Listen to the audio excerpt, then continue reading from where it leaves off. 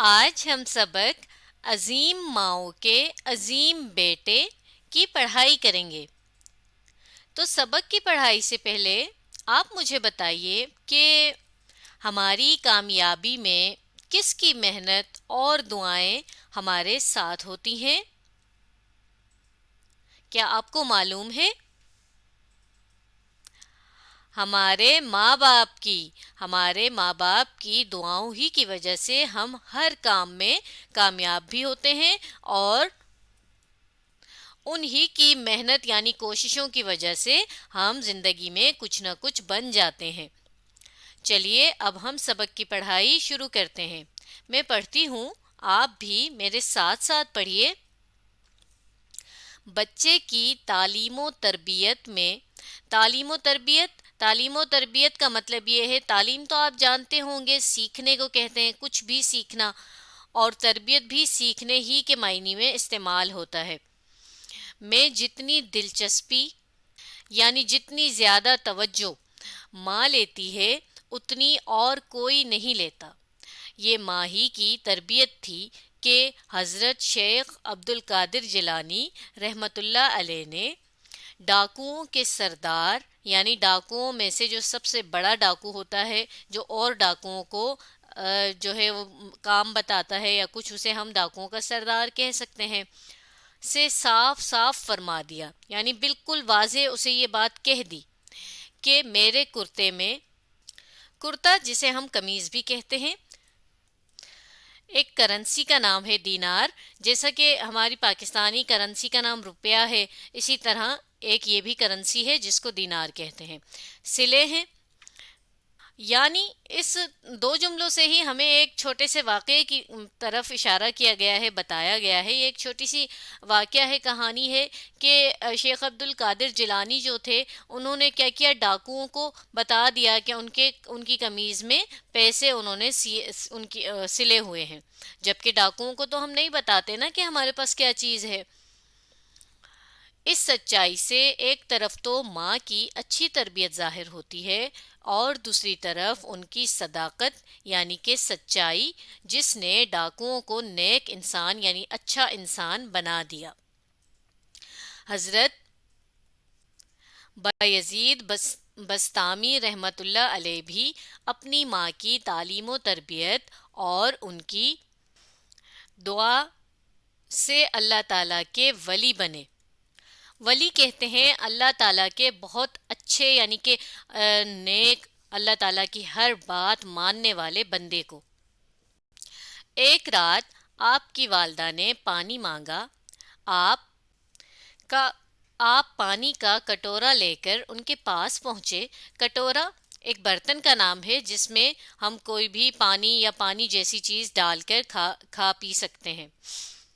उनके पास पहुंचे तो उन्हें सोता पाया, यानी वो सोई हुई थी।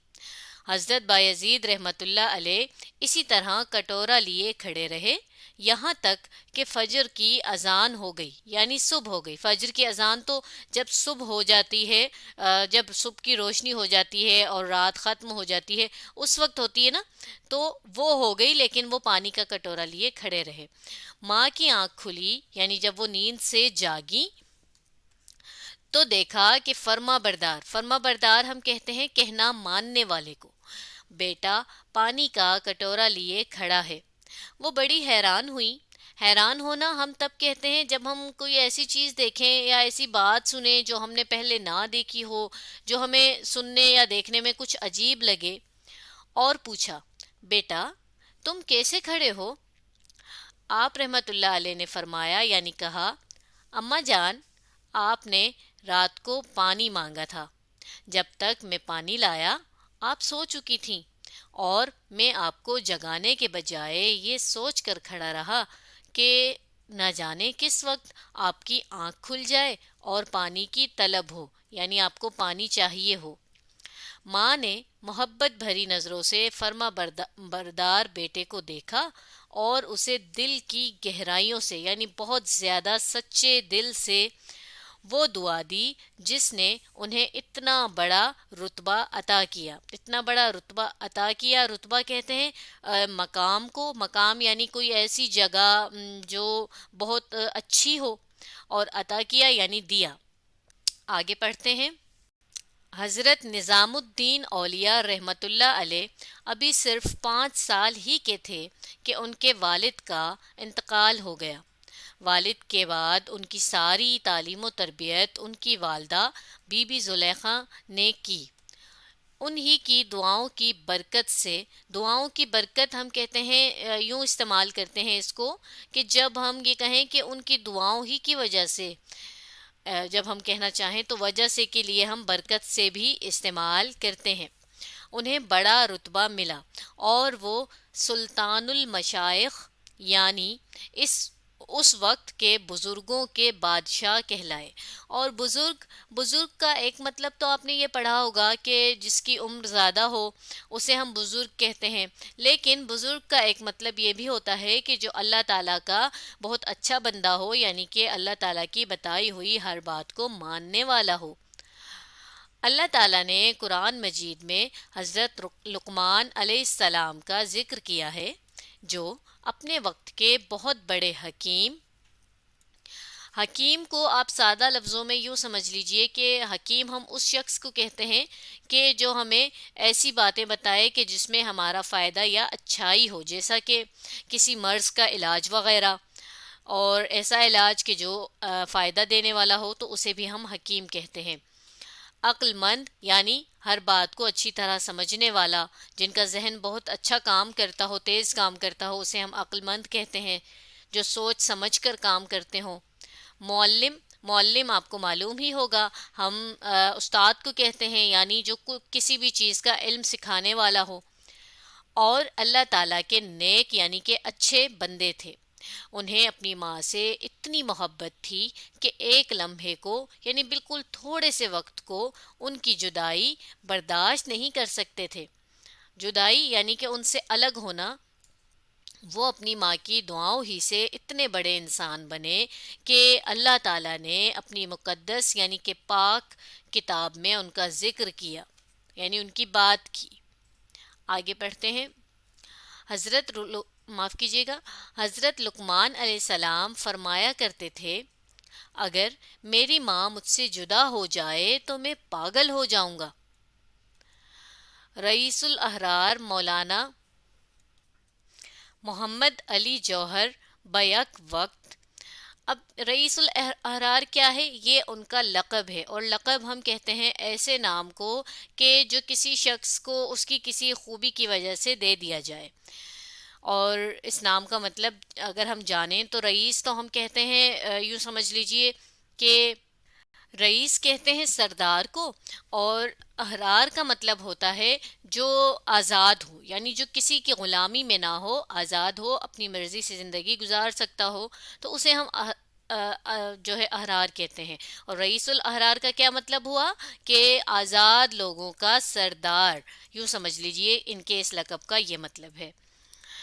بیک وقت یعنی ایک ہی وقت میں بہت بڑے مقرر کہتے ہیں تقریر کرنے والے کو، اور تقریر کرنے والا کون ہوتا ہے؟ یعنی جو کسی بھی موضوع یعنی کسی بھی ٹاپک پر بالکل صحیح سچی باتیں لوگوں کے سامنے کرے۔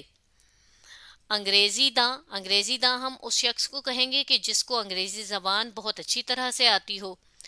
اہل قلم کہتے ہیں لکھنے والے کو۔ اب اخبار کی جمع ہے۔ کامریڈ اور ہمدرد کے مدیر کہتے ہیں اخبار نکالنے والے کو۔ نکالنے والا یعنی جو اس اخبار کو پورا سیٹ کرتا ہے کہ کون سی نیوز کہاں، کون سی خبر کہاں آنی چاہیے، کون سی کہاں آنی چاہیے، اور وغیرہ، جو سارا سنبھالتا ہے یہ کام، اسے ہم کہتے ہیں اخبار کا مدیر۔ اور تحریک آزادی یعنی آزادی کی تحریک، اور تحریک کہتے ہیں کسی بھی کام کے لیے جو کوشش کی جائے اسے ہم تحریک کہہ سکتے ہیں۔ اور تحریک آزادی کیا تھی؟ تحریک آزادی یہی تھی کہ جب پاکستان نہیں بنا تھا تو اس سے پہلے ہم بر صغیر میں رہ رہے تھے، اس جگہ کا نام بر صغیر ہے، اور وہاں پر ہم پر کون حکومت کر رہا تھا؟ انگریز حکومت کر رہے تھے وہ، یعنی کہ ان کی مرضی سے ہم زندگی گزار رہے تھے۔ تو ان سے آزادی حاصل کرنے کے لیے کچھ لوگوں نے مل کر جو یہ کام شروع کیا، اس کام کو انہوں نے تحریک آزادی کا نام بھی دیا، کہ مجاہد تھے۔ مجاہد کہتے ہیں کسی بھی کام کے لیے، ایسا کام جو سچا ہو، جو حق پر ہو، اس کے لیے لڑنے والے کو۔ جب انہوں نے تحریک خلافت شروع کی، تحریک خلافت، اب دیکھیں تحریک کا مطلب تو ہم نے سمجھ لیا ہے، اور خلافت ہم کہتے ہیں کہ نبی پاک کے فوت ہو جانے کے بعد جو اسلام کو قائم رکھنے کا، یعنی ہمارے مذہب کو چلانے کا جو سلسلہ تھا، اس کے بارے میں بھی انہوں نے جو کوشش شروع کی، تو دنیا میں ایک ہنگامہ برپا ہو گیا۔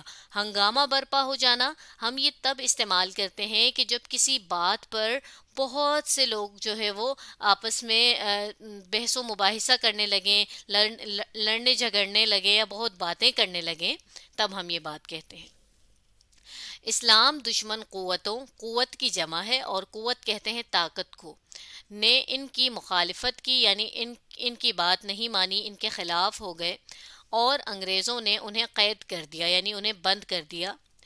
اس موقع پر، یعنی اس وقت جب یہ سب ہو رہا تھا، ان کی والدہ نے، جنہیں بی اماں کے نام سے یاد کیا جاتا ہے، ان کی ہمت بڑھائی۔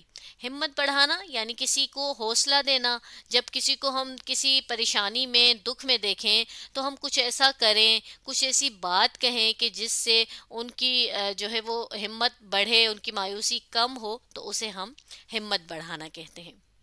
ان کے جذبات کو شفیق رام پوری شاعر کا نام ہے، نے اس طرح بیان کیا ہے، یعنی اس طرح بتایا ہے: بولی اماں محمد علی کی، جان بیٹا خلافت پہ دے دو۔ یعنی اس شاعر نے اس ساری بات کو اس ایک شعر کے ذریعے ہمیں بتایا ہے۔ جان خلافت پہ دے دینا، یعنی بے شک تمہاری جان ہی کیوں نہ چلی جائے، تمہیں اپنی جان ہی کا کیوں نہ خطرہ پڑ جائے، مگر تم یہ تحریک خلافت جو تم نے شروع کی ہے، اسی کے ساتھ رہنا، اس لڑائی سے، اس بات سے پیچھے نہ ہٹنا۔ تو آج ہم نے سبق عظیم ماؤں کے عظیم بیٹے کی پڑھائی کی۔ اب آپ اس ویڈیو کو دوبارہ دیکھیے اور اس سبق کو سمجھنے کی کوشش کیجیے۔